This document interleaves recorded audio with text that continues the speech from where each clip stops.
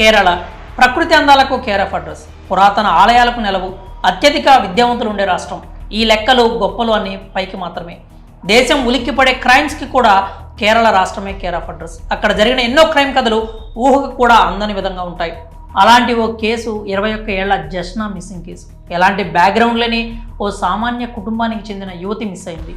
ఓ రాష్ట్ర పోలీస్ వ్యవస్థ, crime branch ఆ అమ్మాయి ఐడెంటిటీ కనిపెట్టలేకపోయాయి. చివరకు సిబిఐ లాంటి సంస్థ 6 ఏళ్ల పాటు ఇన్వెస్టిగేషన్ చేసి ఆ అమ్మాయి ఆచూకీ కనిపెట్టడం అసాధ్యం, ఇప్పటికైతే ఆమె బతికుందో చనిపోయిందో చెప్పలేము అనే కోర్టుకు నివేదిక సమర్పించింది. అంటే ఈ మిస్సింగ్ కేసులో ఎన్ని మిస్టరీలు ఉన్నాయో ప్రత్యేకంగా చెప్పుకోవాల్సిన అవసరం లేదు. మరి ఈ కేసు వివరాలను పూర్తిగా తెలుసుకోవాలంటే మీరు ఈ వీడియోని పూర్తిగా చూసేయండి.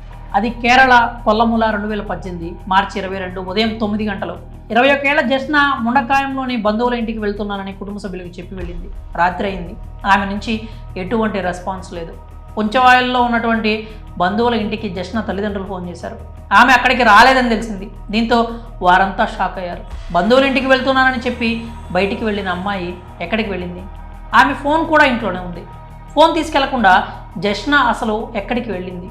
తల్లిదండ్రుల మనసు ఏదో కీడు శంకించింది. జస్నా ఫ్రెండ్స్కు, ఇతర పరిచయస్తులకు ఫోన్ చేశారు. లాభం లేకపోయింది. జస్నా తండ్రి జేమ్స్ జోసెఫ్ అదే రోజు ఇరుమెలి పోలీసులకు జోష్న కనిపించట్లేదంటూ ఫిర్యాదు చేశాడు. కేసు నమోదు చేసిన తర్వాత పోలీసులు ఒక ట్విస్ట్ ఇచ్చారు. వెచ్చూరి పోలీస్ స్టేషన్కు వెళ్లాలని చెప్పారు. కేసును ఆ స్టేషన్కు బదిలీ చేస్తామని హామీ ఇచ్చారు. అయితే ఇరుమెలి పోలీసులు మాట ఇచ్చిన విధంగా చేయలేదు. జస్నా తండ్రి మాత్రం వెచ్చూరి స్టేషన్కి వెళ్ళాడు. కూతురు మిస్సింగ్ గురించి ఇరువెల్లి స్టేషన్లో ఇచ్చిన కంప్లైంట్ గురించి చెప్పారు. అయితే పోలీసులు జస్నాను వెతకడంలో అలసత్వం వహించారు. జస్నా తన బాయ్ ఫ్రెండ్తో లేచిపోయి ఉంటుందని, కొన్ని రోజులు ఆగి ఆమె ఇంటికి తిరిగి వస్తుందని చెప్పారు.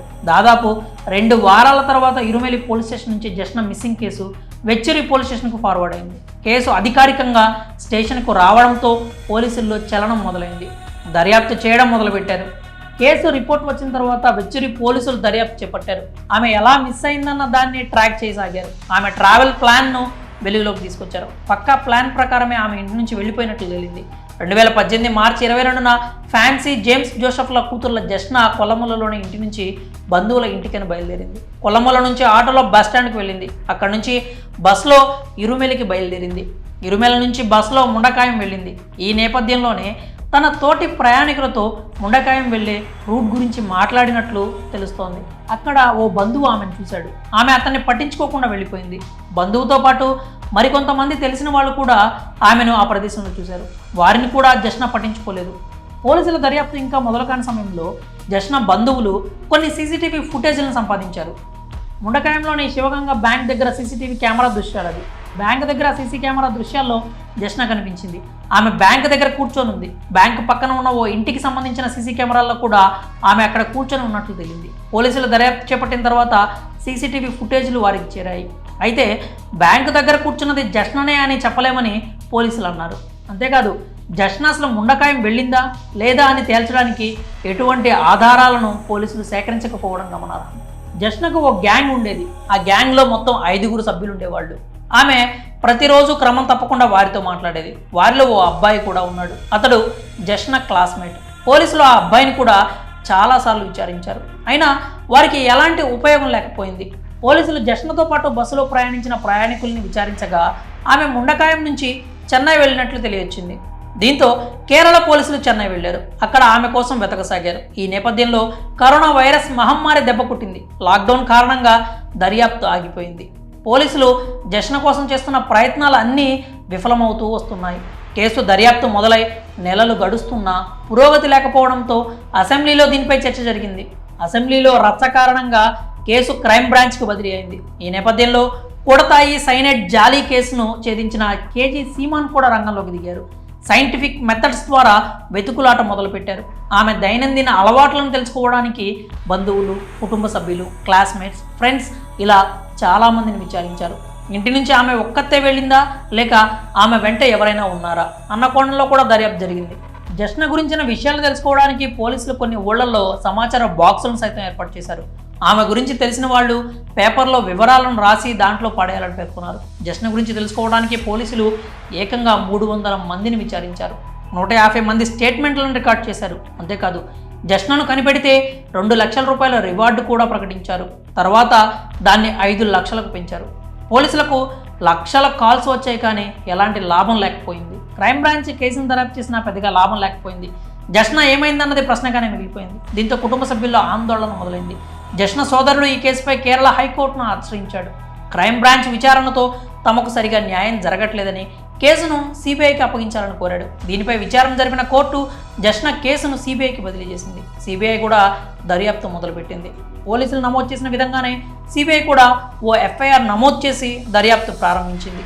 సిబిఐ దాదాపు 6 ఏళ్ల పాటు సుదీర్ఘ దర్యాప్తు చేసింది. జష్నకు సంబంధించి ఎలాంటి ఆధారాలు దొరక్కపోవడంతో సిబిఐ కూడా చేతులెత్తేసింది. ఈ కేసుకు సంబంధించి సిబిఐ తమ దర్యాప్తును ముగించింది. తుది రిపోర్టును కోర్టుకు అందించింది. జష్న ఎక్కడికి వెళ్ళింది, ఏమైంది, ఆమె ఎలా ఉంది అన్న విషయాలను తాము కనిపెట్టలేకపోయామని కోర్టుకు తెలిపింది. జష్న మిస్సింగ్లో ఆమె తండ్రి, ఫ్రెండ్ ప్రమేయం ఏమీ లేదని స్పష్టం చేసింది. అంతేకాదు కేసులో కేరళ పోలీసుల అలసత్వం స్పష్టంగా కనిపిస్తోందని తెలిపింది. జష్న కనిపించకుండా పోయిన 48 గంటల్లో పోలీసులు తగిన చర్యలు తీసుకోలేదని సిబిఐ తెలిపింది. తమకు జష్న బ్రతికి ఉన్నట్లు సమాచారం అందిందని, కానీ అందులో ఎలాంటి నిజం లేదని వెల్లడించింది. ఆమె మిస్సింగ్కు సంబంధించి ఏదైనా కొత్త అప్డేట్ వస్తే కేసును మళ్లీ దర్యాప్తు చేస్తామని తెలిపింది. పోలీసులు దర్యాప్తు మొదలుపెట్టిన తర్వాత ఆమె మొబైల్ను స్వాధీనం చేసుకున్నారు. ఫోన్ను పరీక్షించారు. అందులో ఓ మెసేజ్ వారి మతి పోగొట్టింది. జష్న ఇల్లు విడిచిపోయేటప్పుడు తన ఫ్రెండ్కు ఓ మెసేజ్ పెట్టింది. ఆ మెసేజ్లో నేను ఆత్మహత్య చేసుకోబోతున్నాను అని ఉంది. పోలీసులు ఈ కోణంలో కూడా దర్యాప్తు చేపట్టారు, కానీ ఎలాంటి లాభం లేకపోయింది. దర్యాప్తు మొదలైన తర్వాత జష్న తండ్రితో పాటు బాయ్ ఫ్రెండ్గా భావిస్తున్న వ్యక్తిపై కూడా అనుమానాలు మొదలయ్యాయి. వీరిపై కూడా కేసులు నమోదయ్యాయి. పోలీసులు, క్రైమ్ బ్రాంచ్, సిబిఐ విచారించింది. అన్నీ కూడా వారి ప్రమేయం లేదని తేల్చాయి. 2018 జూన్ 2న కాంచీపురంలో కాలిపోయిన ఓ యువతి శవం లభించింది.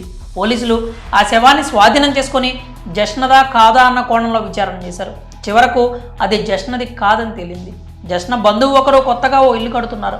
ఆ ఇంటి పునాదిలో జష్నను చంపి పూడ్చారన్న ప్రచారం మొదలైంది.